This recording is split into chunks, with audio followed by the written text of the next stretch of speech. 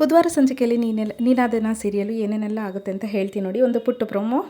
ಅದಕ್ಕಿಂತ ಮುಂಚೆ ಪ್ಲೀಸ್ ನನ್ನ ಚಾನಲ್ನ ಸಬ್ಸ್ಕ್ರೈಬ್ ಮಾಡ್ಕೊಂಡು ನನಗೆ ಸಪೋರ್ಟ್ ಮಾಡಿ. ಹಿಂದಿನ ಸಂಚಿಕೆಯಲ್ಲಿ ಏನಾಯ್ತಪ್ಪ ಅಂತಂದರೆ ಇಂತೂ ನಮ್ಮ ವೇದ ಆ ವೈಶು ಅಂತ ಅವಳನ್ನ ಮನಸ್ಸನ್ನೇ ಕರಗಿಸ್ಬಿಟ್ಲು.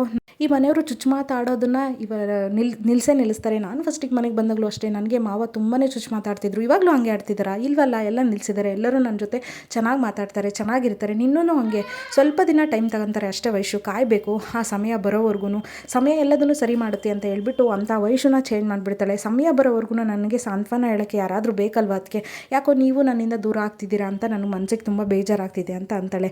ಇಲ್ಲ, ನೀನು ನನ್ನ ತಂಗಿ ಇದ್ದಂಗೆ, ನಿನಗೇನೇ ಬೇಕಂದ್ರೂ ನನ್ನನ್ನು ಕೇಳು ವೈಶು, ನಾನು ಯಾವತ್ತೂ ನಿನ್ನ ಜೊತೆ ಇರ್ತೀನಿ, ನಾನು ಚೇಂಜ್ ಆಗಲ್ಲ ಅಂತ ಅವಳಿಗೆ ಸಾಂತ್ವನ ಕೊಡ್ತಾಳೆ. ಆವಾಗ ವೈಶು ಅವಳನ್ನು ತಪ್ಕೊಂಡು ಅಳ್ತಾಳೆ. ಅದಕ್ಕೆ ಥ್ಯಾಂಕ್ ಯು, ಅದಕ್ಕೆ ನನಗೆ ನೀವೇ ಒಂದು ಧೈರ್ಯ ಅಂತ ಹೇಳ್ಬಿಟ್ಟು.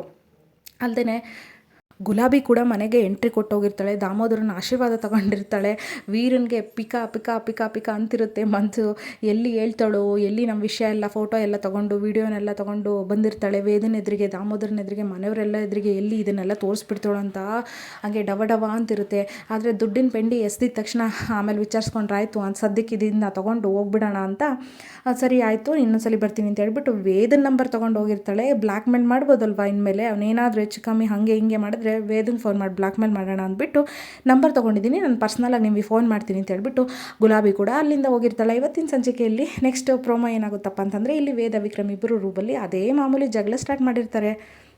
ಅಲ್ಲ ಕಣೋ, ನನ್ನ ಪರ್ಮಿಷನ್ ಇಲ್ದರೆ ನನಗೆ ತಾಳಿ ಕಟ್ಬಿಟ್ಟು ಆ ತಪ್ಪನ್ನ ತೊಗೊಂಡೋಗಿ ಎಣ್ಣೆ ಮೇಲೆ ಹಾಕ್ತಿದೆಯಲ್ಲ, ನಾನೇನು ಬೇಕು ಅಂತ ಮಾಡಿದ್ನ ಬೇತಾಳ ಅಂತ ವಿಕ್ರಮ್ ಅಂತಾನೆ. ಅದಕ್ಕೆ ವೇದ, ನಾನು ಬೇಕು ಅಂತ ಮಾಡಿದ್ನಾ, ಆದರೆ ಅದರಿಂದ ನನಗೆ ನೋವಾಯ್ತಲ್ಲ ಅಂತ ವಿಕ್ರಮ್ ಅಂತಾನೆ. ನನಗೆ ನೋವಾಗಿಲ್ಲ ಅಂದ್ಕೊಂಡಿದ್ದೀಯನ್ನೋ, ನನಗೂ ನೋವಾಗಿದೆ ಅಂತ ವೇದ ಅಂತಾಳೆ. ಅದಕ್ಕೆ ಈಗೇನು ಬೇತಾಳ, ನಿನಗೆ ಸಾರಿ ಕೇಳಬೇಕಾ ನಾನು ಅಂತ ವಿಕ್ರಮ್ ಅಂತಾನೆ. ಹೌದು, ನೀನು ನನ್ನ ಹತ್ರ 101 ಸಾರಿ ಕೇಳಬೇಕು ಅಂತ ವೇದ ಅಂತಾಳೆ. ಅದಕ್ಕೆ ವಿಕ್ರಮಿಂದ, ನಾನು ಯಾಕೆ ಸಾರಿ ಕೇಳಬೇಕು, ನೀನೇ ನನ್ನ ಹತ್ರ ಸಾರಿ ಕೇಳಬೇಕು ಅಂತ. ನೀನು ಕೇಳು ಅಂದ್ಕೊಂಡು ಇಬ್ಬರು ವಾದಿಸ್ತಾ ನಿಲ್ತಾರೆ.